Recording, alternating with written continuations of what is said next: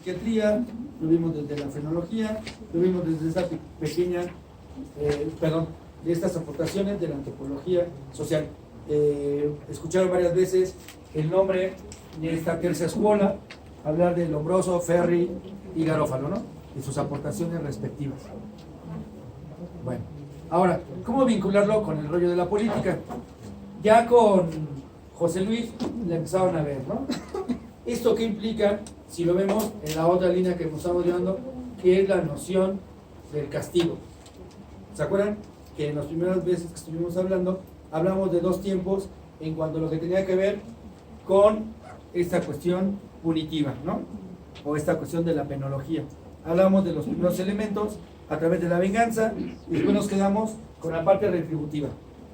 Ahora, en el positivismo se crea la criminología ya como ciencia, ¿sí?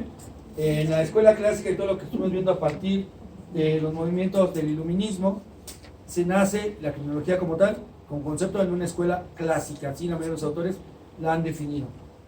Desde allí empieza a hablarse de política criminal, ya lo vieron con José Luis, hablamos como punto de partida las teorías de Beccaria, ¿no? Una cuestión que se sustenta básicamente en el derecho, en este derecho clásico, en este naturalismo. Bueno, ahí ya lo vimos. Ahora, para seguir en la misma lógica, es retomar un poquito, ya no vamos a hablar de política, porque los especialistas son ellos, nos vamos a seguir en el rollo de entender por qué, o los porqués de que se empiezan a dar estos cambios. Durante todo el siglo XIX, vimos que era el nacimiento de la prisión, ¿cierto? Toda una teorización que podríamos ir desde la cuestión, del naturalismo, hasta llegar a un utilitarismo penal, etcétera, etcétera, etcétera. ¿Qué pasa en estos 100 años del siglo XIX? Tenemos todo el sustento teórico. Les había hablado que, como parte de la cuestión de qué hacer con las personas que delinquen, la definición como tal de delincuente empieza a tomar forma. Dejamos de verlo desde una cuestión esotérica, un poco vinculada con el pecado, un poco con las cuestiones de miedo o monstruosidad, como también manejaba Javier. Es ese siglo donde el miedo se empieza a utilizar como una forma de control social, y la monstruosidad, estos grandes personajes que habíamos hecho a partir de la literatura o del sentido común, empiezan a ser definidos. Entonces un delincuente ya no es aquel que tenemos miedo solamente por lo que se dice que hace o por su corporalidad, sino por alguien que atenta contra la ley, es decir, alguien que está delimitado o construido a partir del derecho, ¿sí? Ahora, ¿qué vamos a hacer con ellos?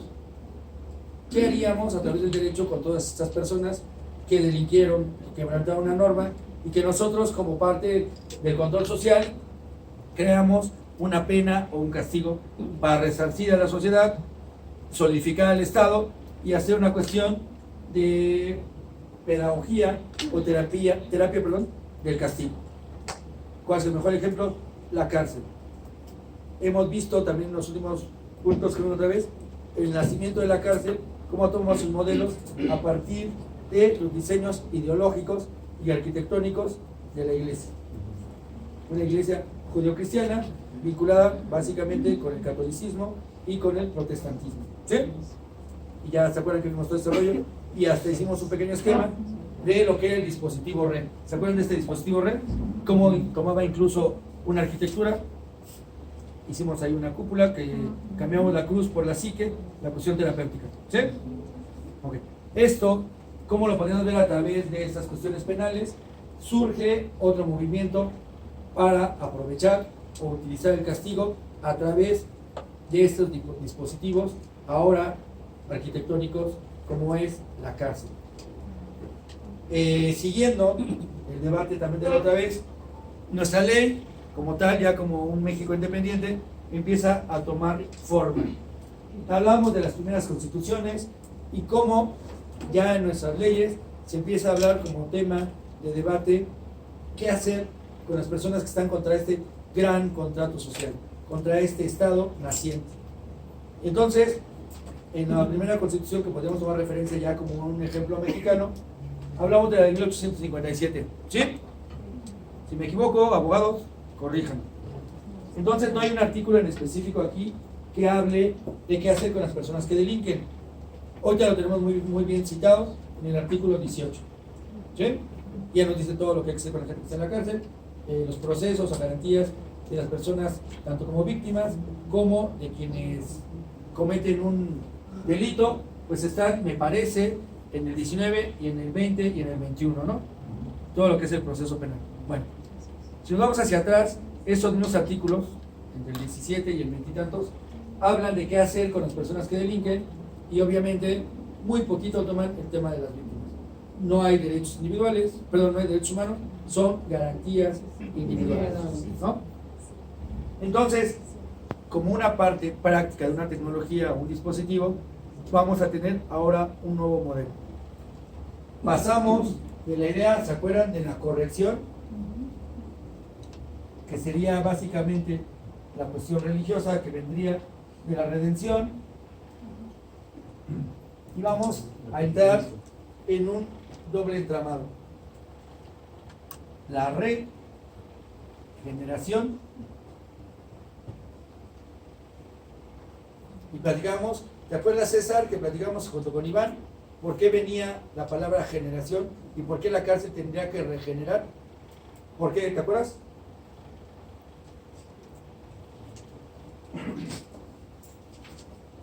Psicólogos, psicólogas, ¿cómo se veía en ese entonces a la persona que delinquía? Como un que, es una palabra que tiene terrible en nosotros, ¿cómo? Degenerado, ¿no?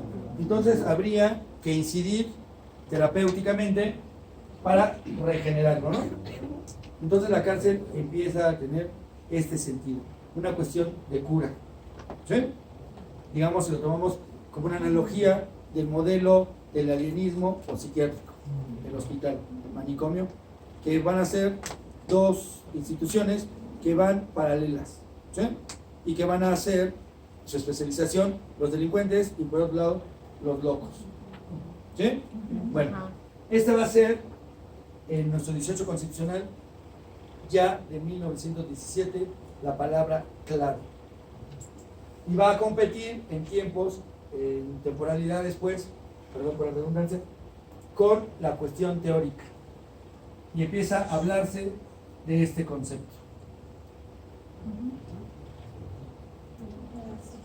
La redactación. Para que nosotros pudiese tomar forma ya como tal, como algo jurídico, tendríamos que llegar al siglo XX. Y todo el siglo XX, hasta el siglo XXI, esa va a ser la palabra clave.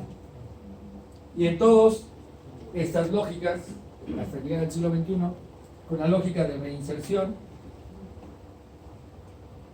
va a ser el mismo modelo, el modelo clínico medicalizado. Salud que se pierde cuando una persona enferma. ¿Cómo se enferma una persona que está inmersa en el mundo delictivo?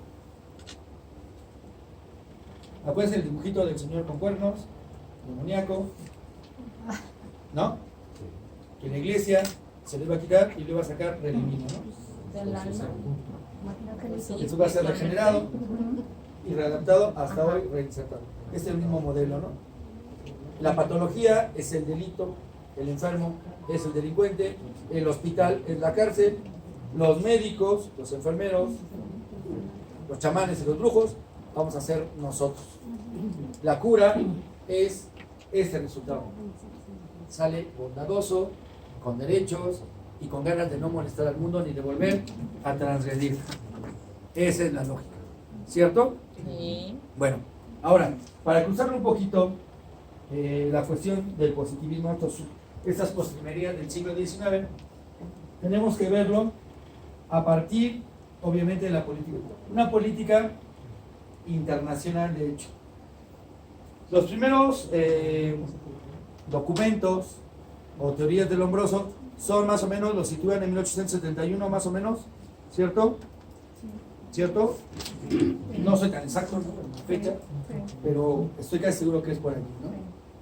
Bueno, a la par de esta lógica de Lombroso y de otros tantos autores que hemos revisado, que empiezan a hablar ya de una tecnología como tal científica, basada en el modelo científico, hay una preocupación internacional por ver las tasas de criminalidad. ¿Y por qué? Porque la estadística es la fórmula mágica para hacer de nuestros problemas o fenómenos sociales algo asequible, tangible. Entonces, empezamos a ver, ay, hay delitos en el mundo. ¿Quién lo dice? La estadística, la ciencia.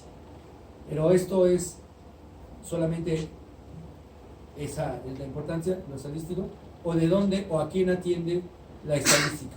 ¿Por qué nos quieren dar este mensaje de que hay criminalidad? Mejor ni pensaríamos en la palabra, porque ahora sí lo tendríamos que pensar. Fenómeno industrial. El sujeto es visto con una óptica económica, ¿no? Los grandes, en este caso capitalistas o primeros capitalistas, los burgueses o como le quieran llamar, van a empezar a ver los problemas que les atañen a ellos. Y entonces, ahora sí, utilizaremos un poco el materialismo histórico de Marx, el discurso de Hegel, del esclavo y el amo, ¿no? Ya lo hemos manejado varias veces. ¿El esclavo quién sería? Por ahí me gusta, tú lo manejaste de una manera bastante afinado. ¿Quién sería? Proletariado. El proletariado. ¿Y el amo? El burgués. Okay. Y en el medio de producción capitalista que se empieza a dar en estos finales del siglo XIX, entonces, ¿qué es lo que preocupa como criminalidad? ¿Creen que les preocupe la muerte? No. Como tal, o la pobreza. Que atenten contra sus intereses. ¿Contra qué? Contra la propiedad, ¿no? ¿Vas a decir algo, Mauricio, por favor? Más que nada es precisamente al momento de que se genera. ¿Sí lo escuchan? Porque yo no lo escucho. Y mira que tienes una vocesota. No, digo más que nada en el hecho de que la criminología ya como ciencia precisamente es a lo que se dedica, ¿no? A generar la estructuración de esa educación que debe recibir el proletariado para no aspirar a más, es decir, estar ahí a gusto con ello y generar precisamente ¿cómo les diría? Esa seguridad de que va a producir y no va a buscar nada para que no se desequilibre. Cuando pasa el tiempo, pues se comienza a generar que el mismo proletariado, en base a su trabajo, pues comienza a tener mayores accesos, ¿ah? Y al quererlo limitar, o al quererlo expulsar, o al quererlo excluir, pues comienza la situación de delinquir, ¿no? Y había una manera de poderlo comprar. En la época, lo comentaba hace un rato, en la época del movimiento de industrialización, no nada más era vigilar al campesino que venía a generarse o a trabajar como proletariado y vigilarlo en su trabajo, y aparte de erradicarlo a una zona totalmente diferente donde estaba la situación de conveniencia. La migración, nos empieza a ver otro fenómeno. La migración de los espacios rurales a los urbanos. Y a través de la industria. Pero incluso en su trabajo no tenerlo cerca del trabajo, de donde había la situación económica, sino desplazarlo a las orillas de las ciudades. Sí, eso lo platicamos, ¿no? Ajá. Este rollo higienista, donde incluso nace la policía, ¿no? Exacto, de ahí viene el desprendimiento. Bueno, la policía como la conocemos, ¿no? Los modelos No franceses. nada más de vigilarlo en el trabajo, Y sino militar. también en la parte donde viene para generar un control. Un control social. Así es. Porque la vida del sujeto no es su vida, sino lo que pierdo yo como industrial cuando se mueve un obrero y qué voy a hacer con ese cadáver en las calles, ¿no? Exactamente. Sí, César, por favor. Sí. Sí, nada más que la otra preocupación que tenían los médicos, que eran dueños de los medios de producción, era que no se analizara precisamente quien está trabajando, quien está produciendo, no se analizara para quién se hacía precisamente ese tipo de producción. Es decir, tú vas a trabajar, pero sin saber para quién exactamente, ¿no?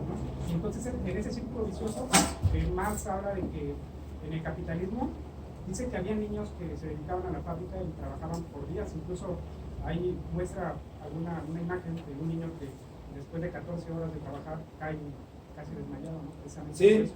Es decir, después su familia reclama que ¿por qué tiene que trabajar tanto tiempo si es un menor de edad? Y es justamente cuando a ellos se les hace como imputar como una especie de delito, ¿ves? Entonces tenía que ver ¿A quién le están imputando el delito? es decir, a la familia, al niño, a todo el medio, tú como obrero, como trabajador, se te hace ver que estás mal, ¿no? Porque Sí, por supuesto. Porque estás lo que tú tienes que justificando. hacer es trabajar Así es, hasta y morir no- y era- para poder entrar en el sistema de competencia del capital. Así es. Por ejemplo, maestro, Sí. Perdón, es que no sé si acabaste ese cosa. Sí, nada más era que por eso era lo que le interesaba a la parte burguesa, es decir, que tú no criticaras precisamente para quién produces, ¿no? Porque si tú criticas, si tú analizas que estás produciendo precisamente para el capitalismo, entonces ¿Te gusta una palabra que se conformara a la gente? Ajá. Vamos a dejarla aquí escrita. Por favor. Por ejemplo, maestro Cavallini decía exactamente eso, cómo educar al proletariado, cómo hacerle entender su clase de proletariados, cómo llevarlos al conformismo.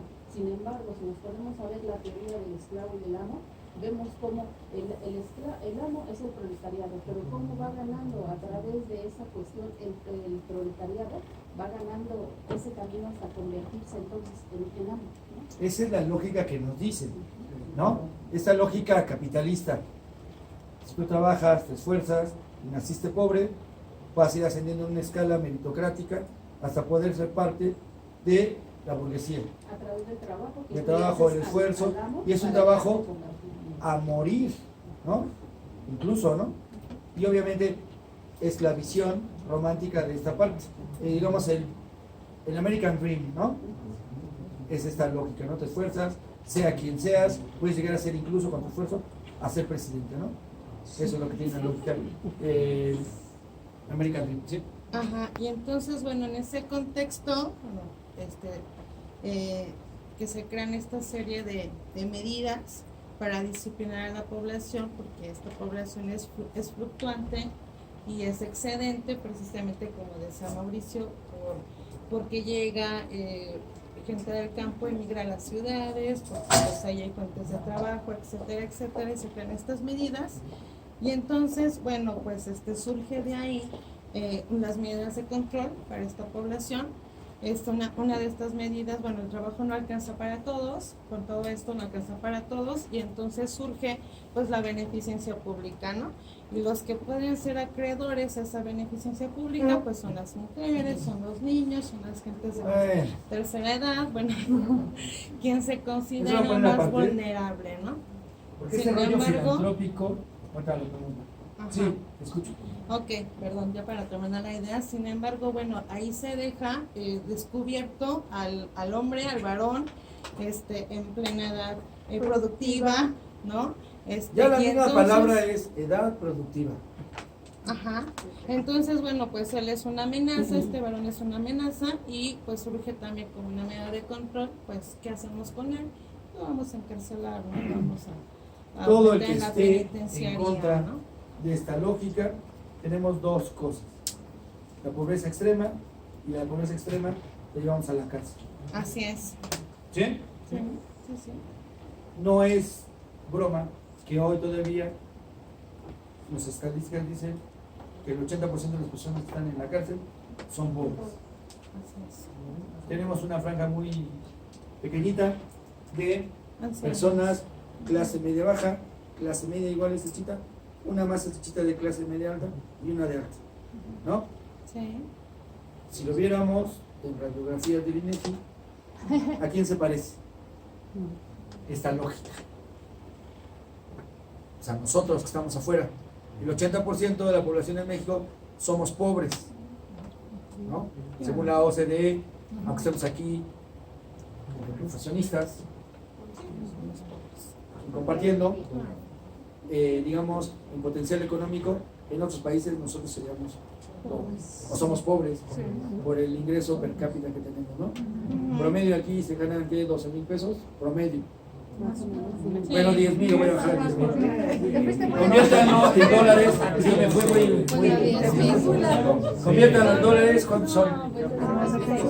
Y vamos a ponerlo a 20 pesos el dólar. ¿Serían qué? 500 pesos quincenales de dólar. ¿Cuándo?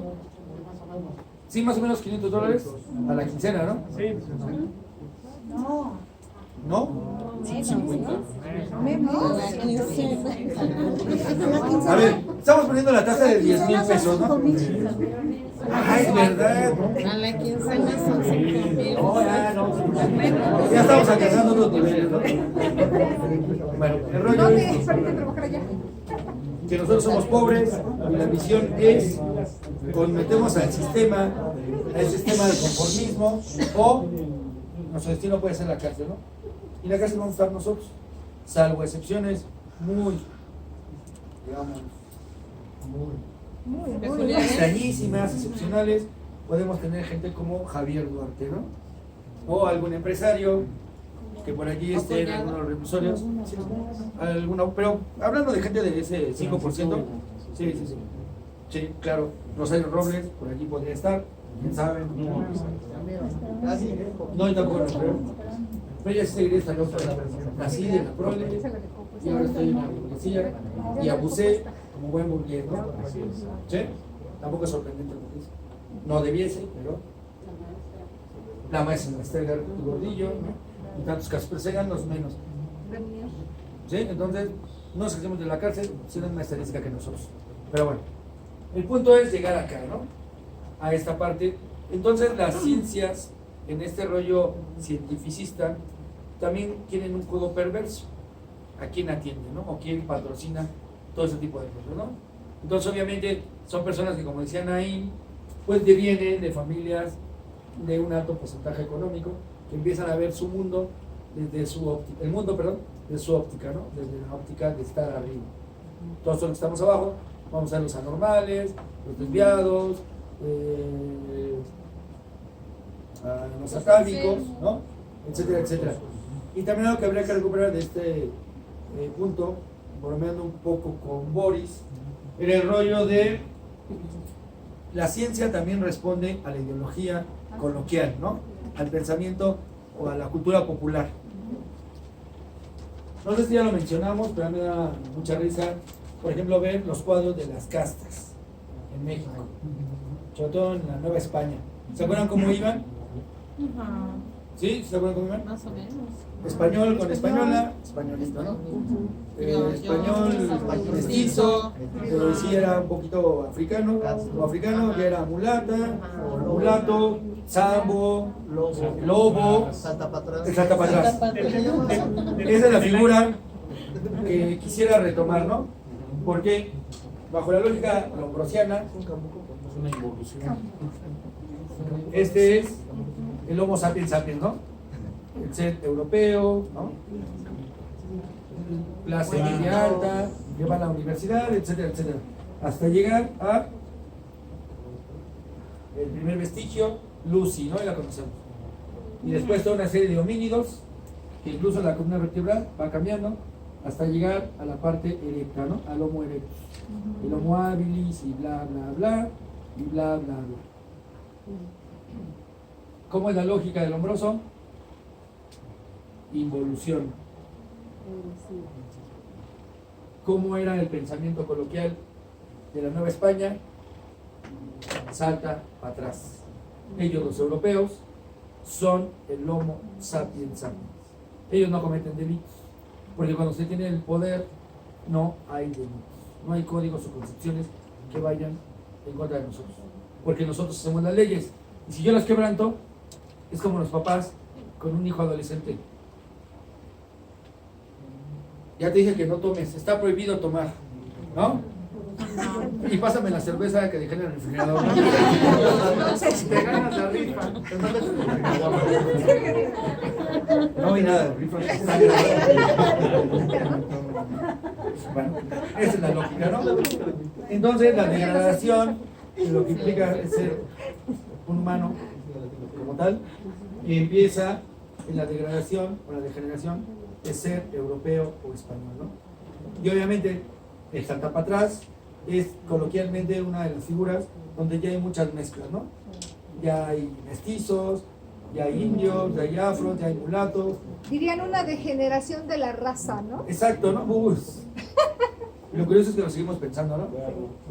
Sí. Nace un familiar de nosotros, un bebecillo, y lo primero que hacemos es preguntar, ¿A quién se parece? ¿a quién se parece? Está güerito, está prietito. Exacto. Y no ves a los papás, ¿por de dónde, no? Esa lógica, si es blanco, yo tengo un novio blanco, voy a mejorar la raza, ¿no?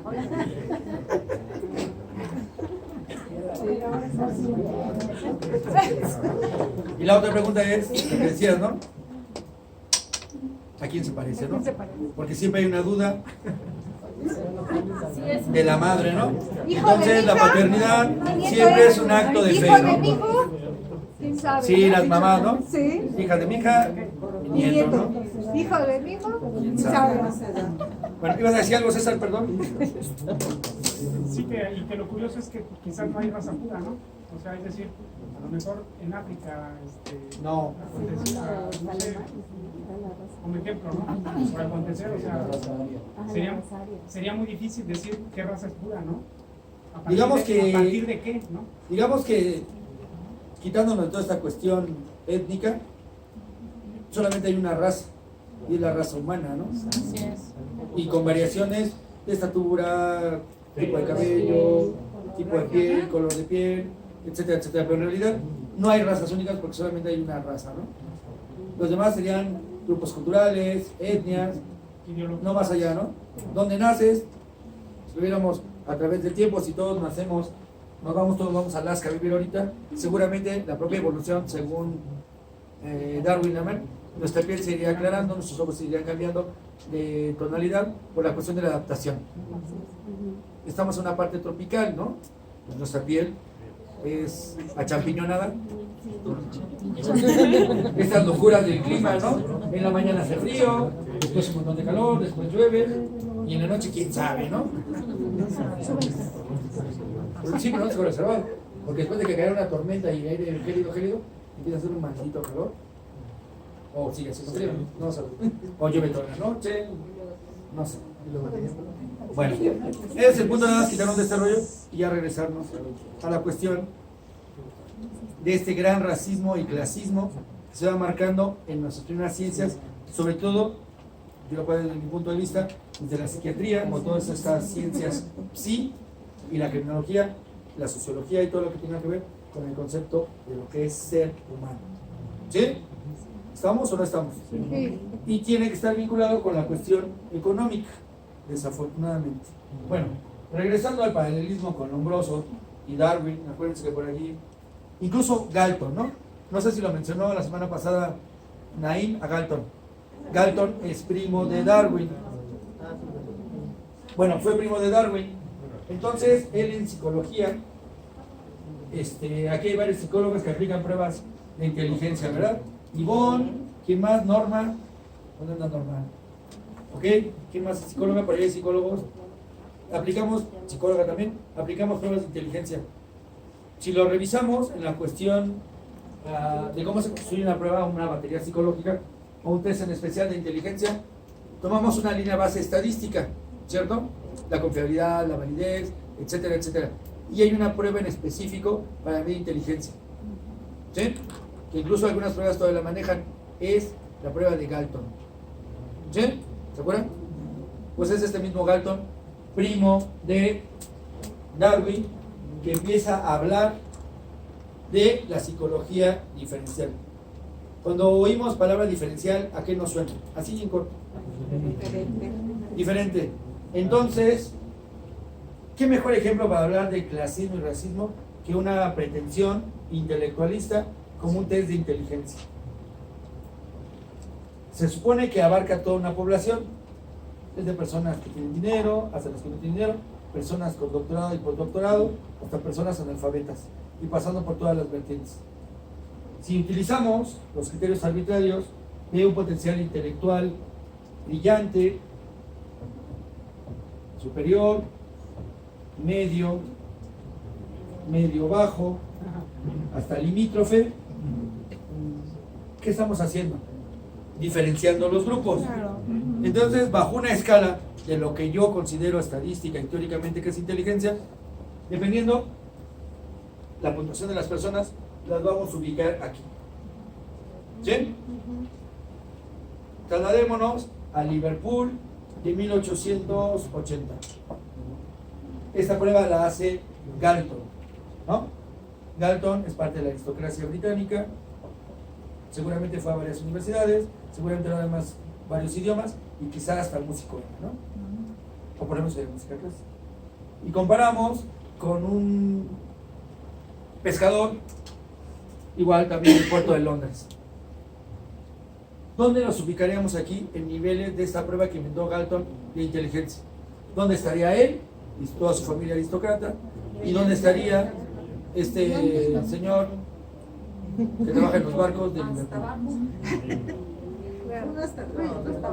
Vamos a dejarlo de aquí, medio bajo, hasta llegar al limítrofe, ¿no? Y él estaría aquí, en este mundo, 7 estrellas, ¿no? Así es. ¿Eso realmente es la inteligencia? Creo que no. Bueno, y si esto lo trasladamos a América, África o Asia, ¿dónde estaríamos nosotros? Estaríamos menos 0, ¿no? Como en la... ¿Cómo se llama esta parte de las matemáticas? Que se va hacia atrás y se suma. Álgebra, ¿no? ¿Estamos? Sí. Entonces, hasta en esto, en la diferenciación de nosotros como raza o como clase o como cultura, vamos a marcar las diferencias y de allí vamos a girar o vamos a hacer girar nuestra cuestión teórica. Entonces, los delincuentes, ¿dónde están? De aquí para abajo. Porque son tontos, no razonan. No son como nosotros. ¿Sí? Dije nosotros. Seguimos todos, ¿no? Todavía seguimos en la junta de Sí. discutiendo. Ahí estamos, ¿no? Bueno, ¿esto qué va a traer como consecuencia? Algo que él llamó eugenesia. ¿Lo han oído? ¿Quién sí oyó lo que es la eugenesia?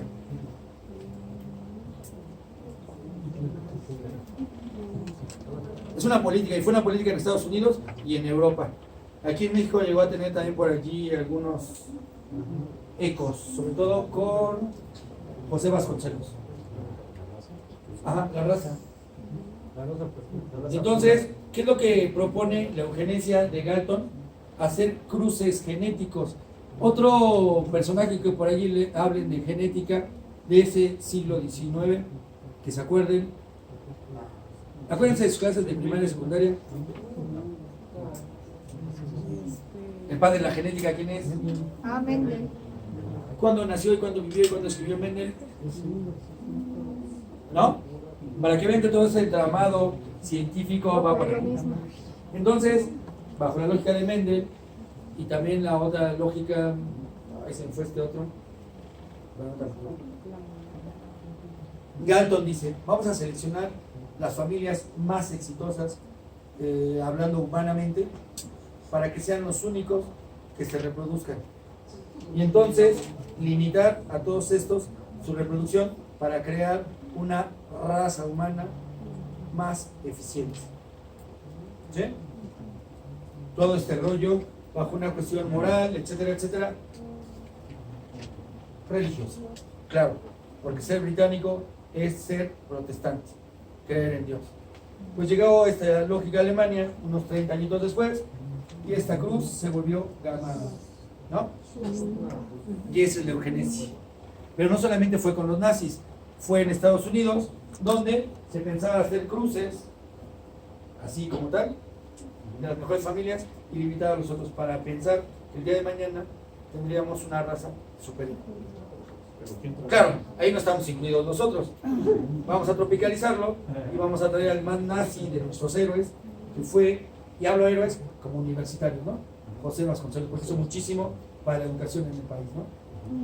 Entonces, él creía en esto y también era muy conservador como ideología política y también decía que nuestra raza tenía que ser superior. Obviamente una raza no indígena, una raza ¿qué?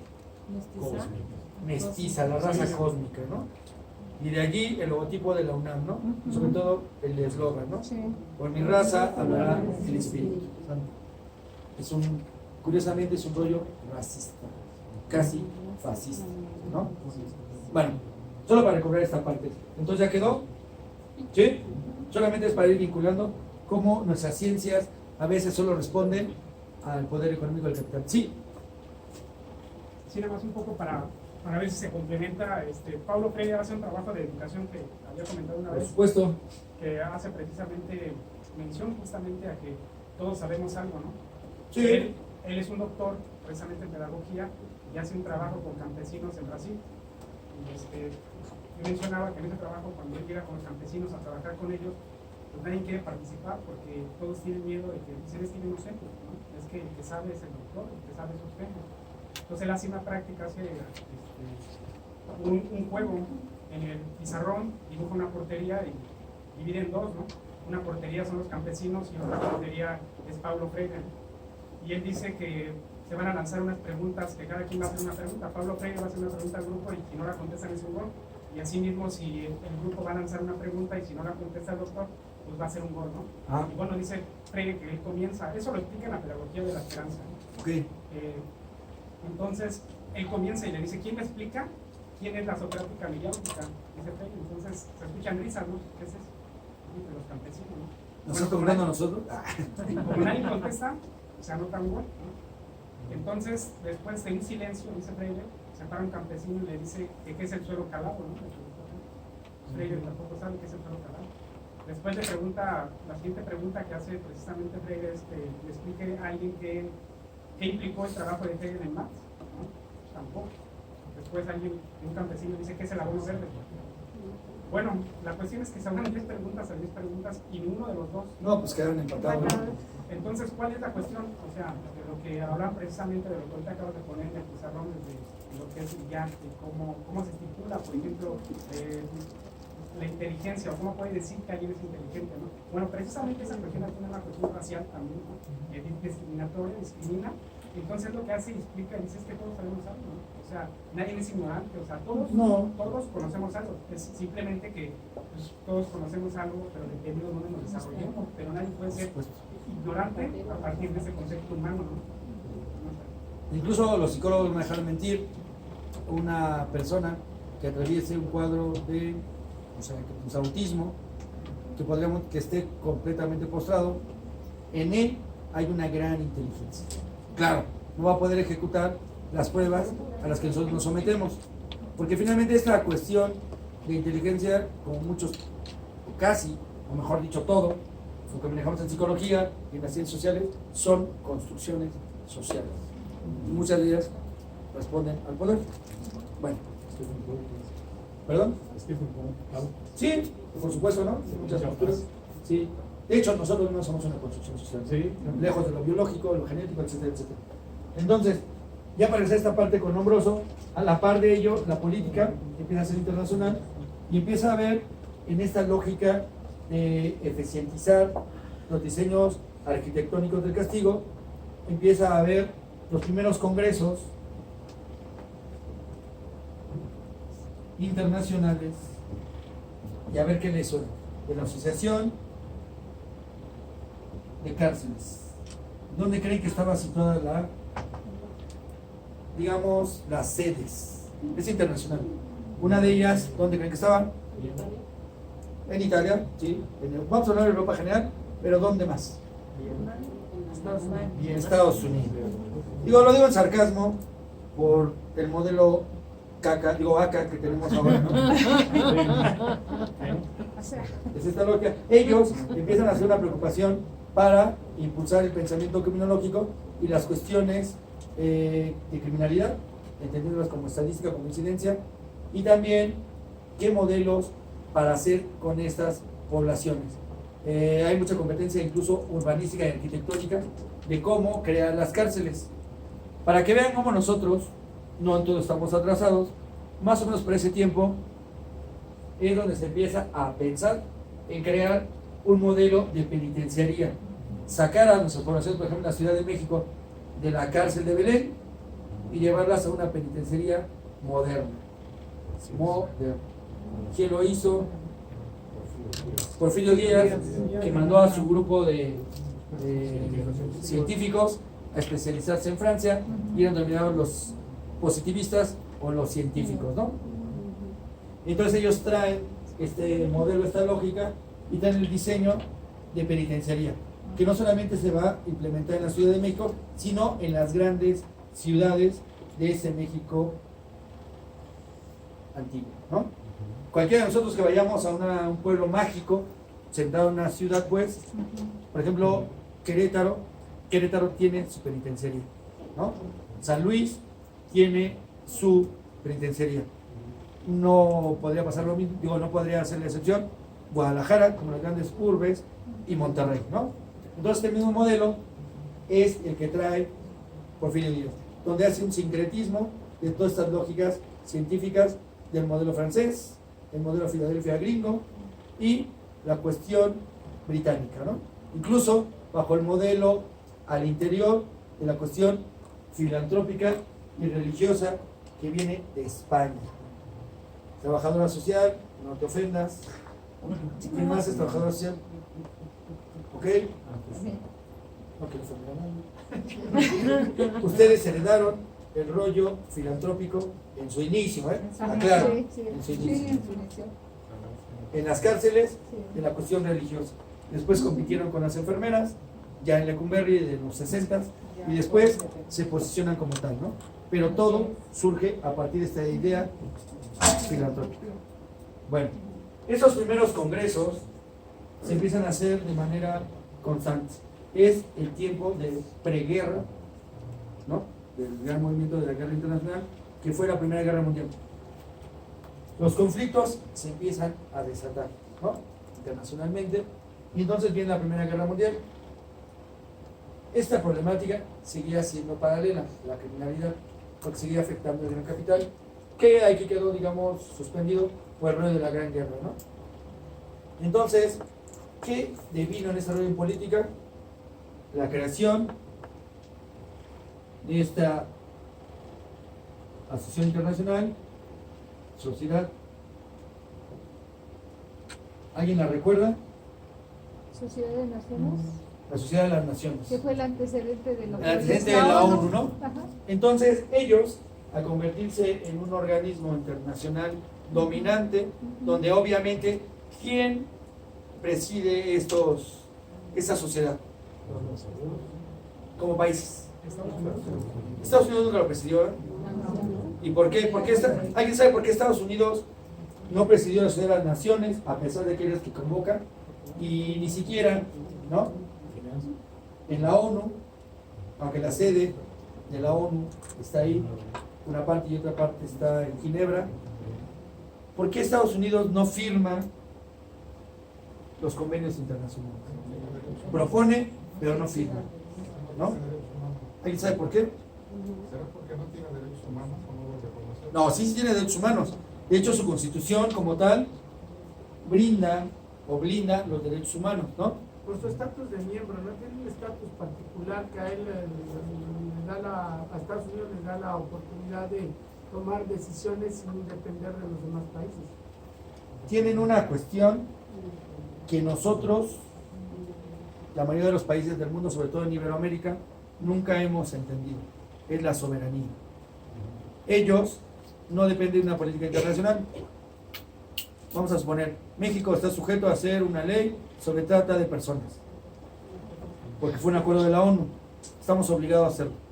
Y si el gobierno, en su momento de Fox, hubiera hecho, ni madre, no lo vamos a hacer, ¿qué hubiera hecho este organismo internacional que hoy es la ONU? ¿Qué hubiera hecho?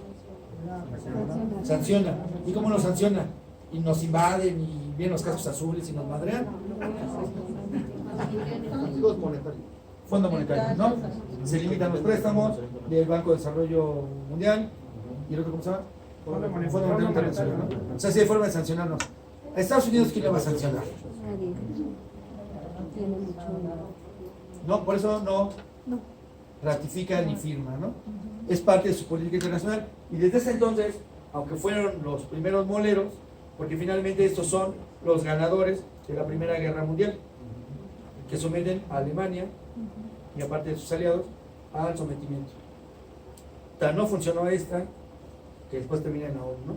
Pero bueno, ellos empiezan a asumir esta parte como una preocupación en cuanto a la criminalidad, en cuanto al orden internacional. Porque bien decía, no sé si lo vieron, pues si me llegué a perder por ahí, los postulados básicos de Garofalo y Ferri, no sé si los vimos. No los vimos, ¿no se acuerdan? No. Bueno, parte de ello decía Garofalo que en la cuestión de la codificación, sí lo vimos con Arturo, Parte de la codificación es que debería de haber dos tipos de codificaciones penales para un orden de los países, ¿no? Uno local y uno internacional. Y lo dijo Garófalo en los finales de 1800. Hoy, un siglo después, un siglo y tanto después, ¿funcionamos así, sí o no? Tenemos un orden local y también nos sujetamos a un orden internacional, incluso en la cuestión penal, ¿no? Regional, claro, se sectoriza, ¿no? Lo podemos sectorizar en la ciudad y verlo a través de quién cuida o quién vigila, pues, a nuestros tribunales en sentencias, ¿no? Yo me siento violentado en mis derechos, ya pasé por los 3 espacios jurídicos y a nadie me resuelve. ¿Qué hago? Pues los derechos humanos. Acudo primero a la condición local, ¿no? Si eso no me resuelven, voy a la nacional, y si la nacional tampoco me tiene respuesta, ¿cuál sería el siguiente paso? La Organización La Corte Americana. Interamericana. La La OEA. Organización de Estados Americanos, ¿no? Con la Corte Interamericana de Derechos Humanos, y si tampoco funciona, La ONU. ya a partir de la Corte Penal Internacional, ¿no? Por eso yo hablaré de 3, internacional, regional y nacional. Sí, así No nos dos, movemos, sino ¿no? 3. Pero vamos, hablamos de codificaciones, ¿no? Tenemos la local y la internacional, que la internacional ejerce una presión sobre nosotros. Entonces, no es de gratis que nosotros hagamos o hiciéramos lo que Porfirio dijo, ¿no? Porque una presión internacional no solamente era un capricho o dar una apariencia de ser un mundo moderno, un México moderno, que era un México muy pequeñito, y lo moderno era mucho más pequeño, ¿no? Era la parte visible, sino que había presiones internacionales también para aplicar estas políticas, ¿no? Con Rosa del Olmo, ya vi que sí lo leyeron, qué bueno, la leyeron. ¿Qué nos dice Rosa del Olmo? El positivismo llega a América a través del racismo y viene a partir de un convencimiento teórico, ¿no? ¿Por qué? Porque en Latinoamérica empieza a haber un boom en este tipo de prácticas, ¿no? Tal es así que de la criminalística, hoy tenemos en los análisis dactilares el continuador y el perfeccionador del sistema de